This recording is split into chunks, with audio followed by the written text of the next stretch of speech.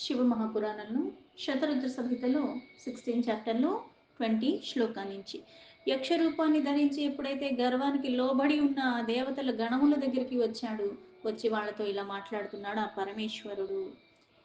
యక్షేశ్వర ఉవాచ కిమర్థం సంస్థితా యూయమత్ర సర్వే సురామితః కిము కాష్టాఖిలం భ్రూత కారణం మేను పుచ్చతే.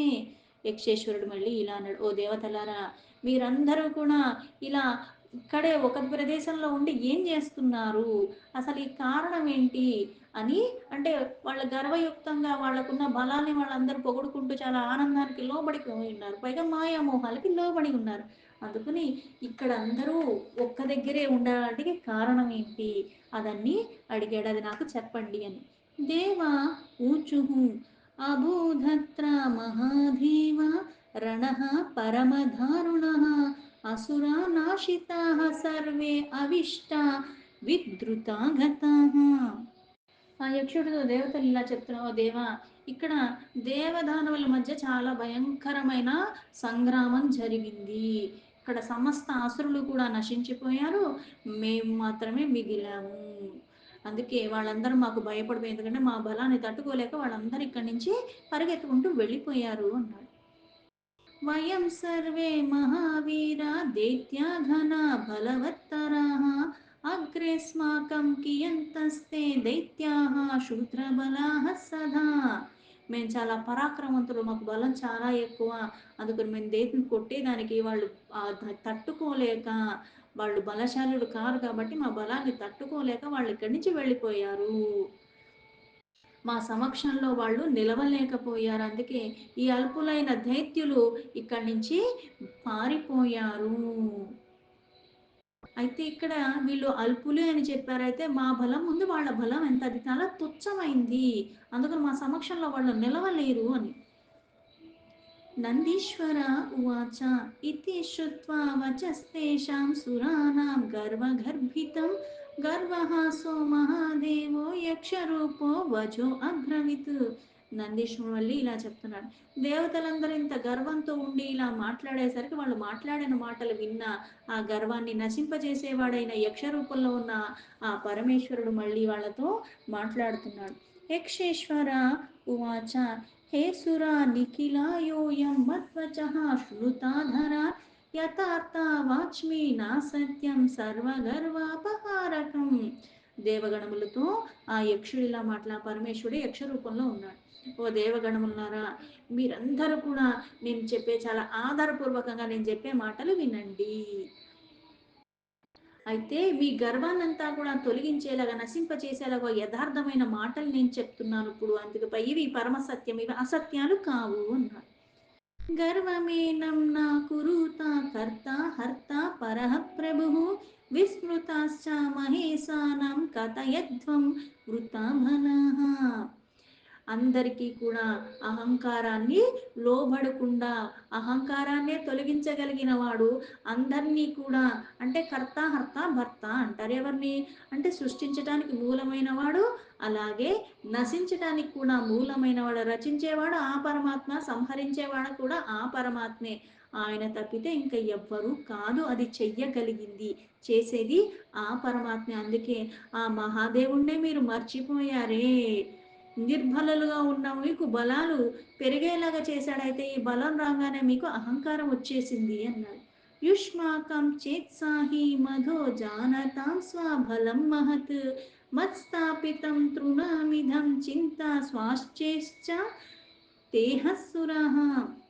ఓ దేవగణములారా, మీరు ఇక్కడ ఈ బలం కారణంగా మీకు మీరే ఇంత గర్వానికి లోనైపోయి ఆ బలం ఎక్కడి నుంచి వచ్చిందన్నది విస్మరించారు.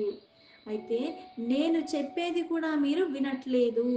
అలాగే మీ శాస్త్రాల్లో కూడా, అంటే ఇప్పుడు ఒక అస్త్రం ఉంది, అస్త్రానికి బలం ఎక్కడ వచ్చిందంటే అస్త్రం ఇంత శక్తివంతమైంది, నాకు కూడా శక్తి ఉంది కాబట్టి దాంతో వచ్చింది అని అనుకుంటాం.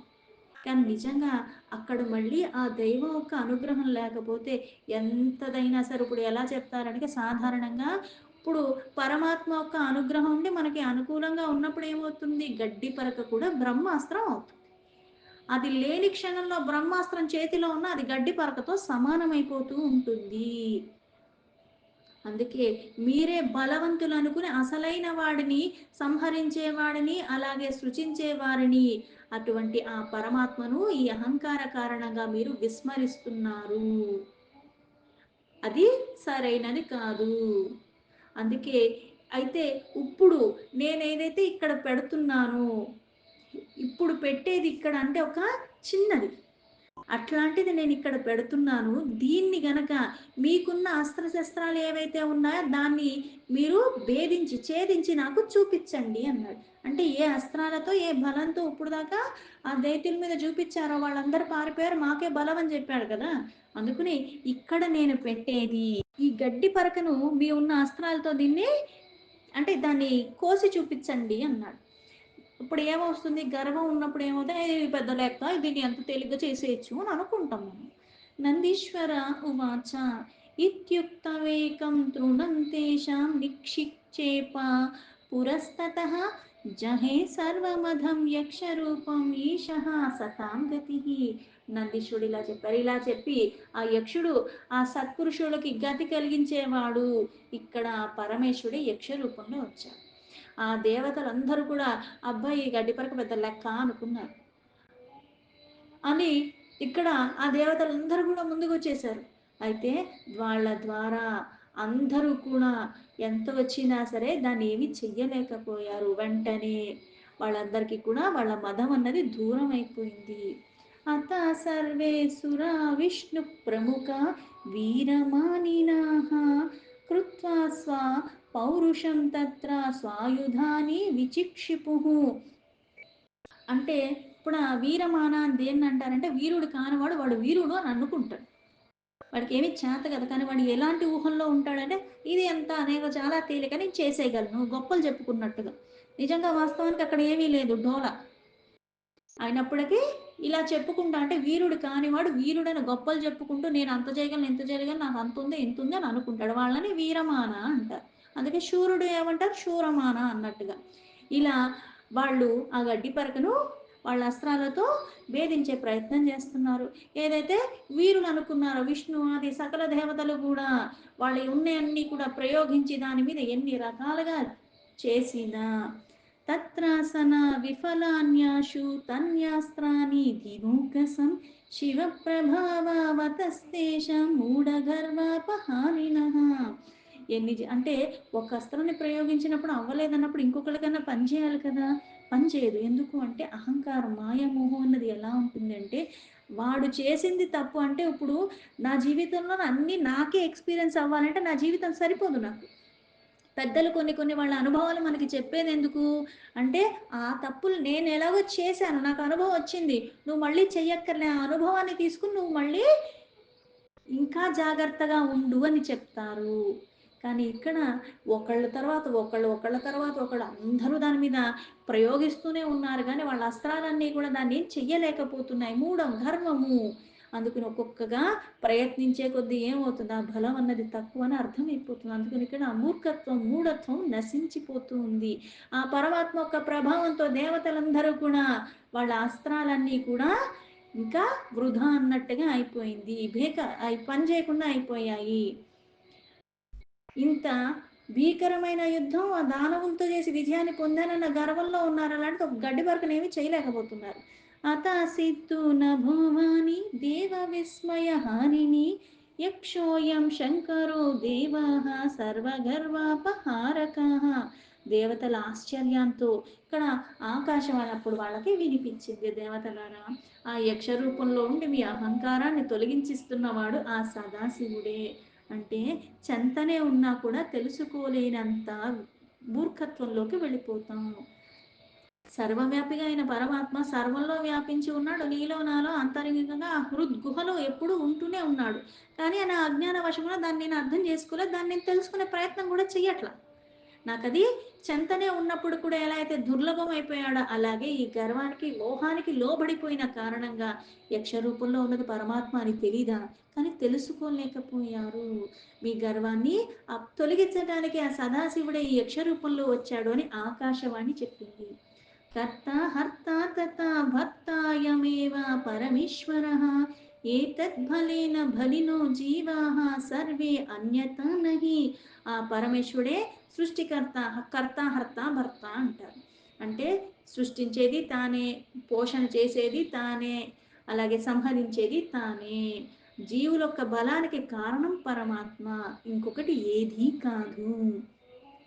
అస్య మాయా ప్రభావాద్వై మోహితాః స్వాప్రభుం శివం మదతో బుభుర్దునేర్వాధ్యాపి భూతాతను ప్రభుం. దేవతలారా, మాయ కారణంగా, మోహానికి లోబడి ఉన్న కారణంగా, అహంకారానికి వశం అంటే ఏమైంది? ఈ మాయ మోహం అన్నది ఏం చేస్తున్నాయి? అహంకారం వచ్చేసి, అహంకారం వచ్చే ఒక వికారం వచ్చిందంటే ఇంకోటి ఇంకోటి వచ్చి కూర్చుంటాయి. మాయామోహానికి లోబడిపోతే అహంకారం వచ్చింది, అహంకారం వచ్చిందంటే మళ్ళీ దుర్గుణాలు, అంటే ఒకటి తర్వాత ఒకటి వస్తూనే ఒకదానికి నువ్వు చోటు ఇచ్చావు అంటే ఇంకా వేరే వస్తాయి. ఈ ఒక్కటే కదా అనుకుంటావు, కానీ ఈ ఒక్కటే సర్వనాశనానికి కూడా అదే కారణం అవుతూ ఉంటుంది. ఈ అహంకారం అన్నది రావటం ద్వారా మీరు జ్ఞానమూర్తి అయిన పరమేశ్వరుని కూడా తెలుసుకోలేని స్థితికి వెళ్ళిపోయారు.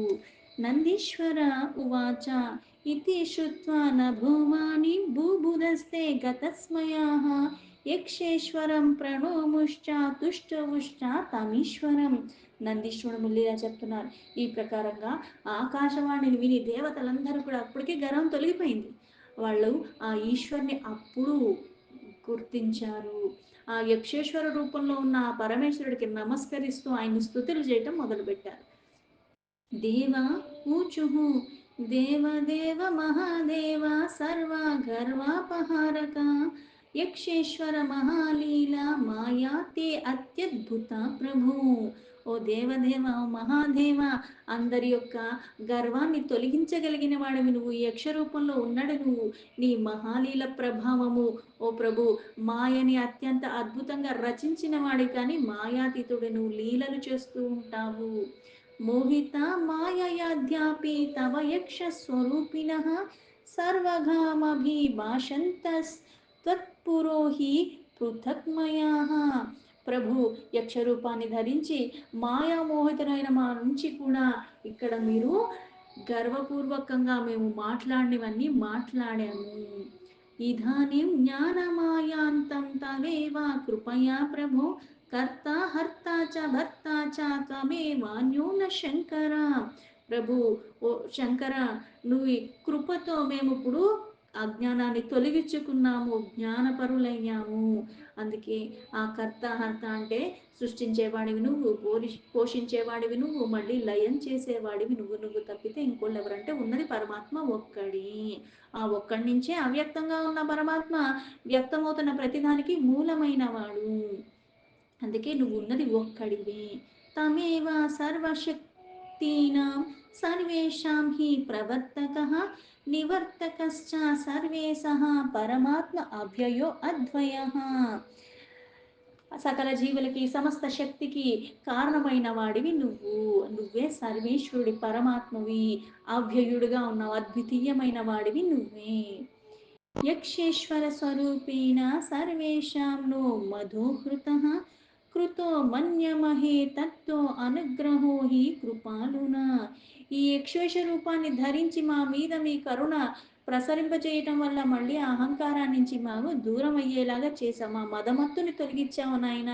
అందుకే నీ కృప మా మీద ఎల్లప్పుడూ ఉండేలాగా, అనుగ్రహానికి మమ్మల్ని పాత్రత కలిగేలాగా, పరమ అనుగ్రహం ఎప్పుడు మా మీద ఉండేలాగా చూడు. అనుగ్రహం ఉంది కాబట్టే మళ్ళీ అక్కడ వచ్చాడు. అతో సా యక్ష నాతో అనుగృహ్య వై సకలాన్ సురాన్ విభోధ్య వివిధైర్వాక్యేయస్తత్రేవాంతరధీయత. ఆ యక్షేశ్వర స్వరూపంలో సంపూర్ణంగా దేవతల మీద నీ కృప అన్నది ఎప్పుడూ ఉంచావు కాబట్టే మమ్మల్ని ఇలా మళ్ళీ రక్షించావు అని ఆ దేవతలు ఇలా స్తుతించేసరికి అక్కడ మళ్ళీ యక్షేశ్వర రూపంలో వచ్చిన ఆ పరమాత్మ వాళ్ళ మాటలు విని వెంటనే అంతర్ధానం అయిపోయాడు. ఇత్తం సవర్ణితః శంభోరవతారః సుకామహః యక్షేశ్వరాఖ్యాయాం సుఖదః సతాం తుష్టో అభయంకరః. ఓ మునీశ్వర, ఈ ప్రకారంగా ఆ పరమేశ్వరుడు యొక్క యక్షేశ్వర నామ అవతార వర్ణాన్ని కూడా నీకు చేశాను. ఇది అందరికీ ఆనందాన్ని ఇచ్చేది, సుఖాల్ని ప్రసాదించేది. ఈ యక్ష రూపాన్ని సజ్జనులకి ఏం చేస్తాడు మళ్ళీ? అభయప్రదాత. భయాల్ని తొలగించేవాడు, అభయాన్ని ఇస్తాడు, నేనున్నాను. ఇదమాఖ్యానమమలం సర్వగర్వాపహారకం సతాం సుశాంతిదం నిత్యం భుక్తి ముక్తి ప్రదం నృణాం. ఈ ఆఖ్యానము అత్యంత నిర్మలం. పైగా ఇది సకల అంటే మనకి ఏవైతే అభిష్టాలు ఉన్నాయో, అందుకే ఇక్కడ అభిమానాన్ని తొలగించేది అంటే నిర్మలంగా ఉన్నది. అంటే ఏంటి? వికారాలు తీసేస్తూ ఉన్నది.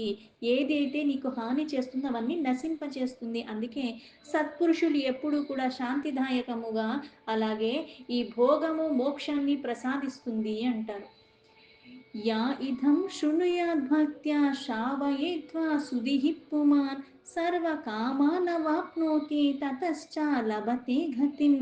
అలాగే బుద్ధిమంతులైన మనుషులు భక్తియుక్తంగా దీన్ని ఎవరైతే వింటున్నారో, లేదా దీన్ని ఎవరికైతే వినిపిస్తున్నారో, ఈ లోకంలోనే సమస్త కోరికలు వాళ్ళకి నెరవేరిపోతాయి. అలాగే మరణానంతరం పరమ గతి కూడా వాళ్ళకి లభిస్తుందంటే జీవించి ఉండగా చేసే కర్మలే నీకు గతికి స్థితికి కారణము. ఇప్పుడు ఉద్ధరించబడటానికి, మరణం తర్వాత కూడా ఉద్ధరింపబడటానికి, ఈ మరణ చక్రాల నుంచి కూడా నువ్వు విడివడిపోవటానికి కర్మే మూలము. ఏది చేస్తున్నావు, ఎలా చేస్తున్నావు అన్నది చాలా ప్రధానము. దీంతో శివ మహాపురాణంలో శతరుద్ర సంహితలో 16th చాప్టర్ సంపూర్ణం.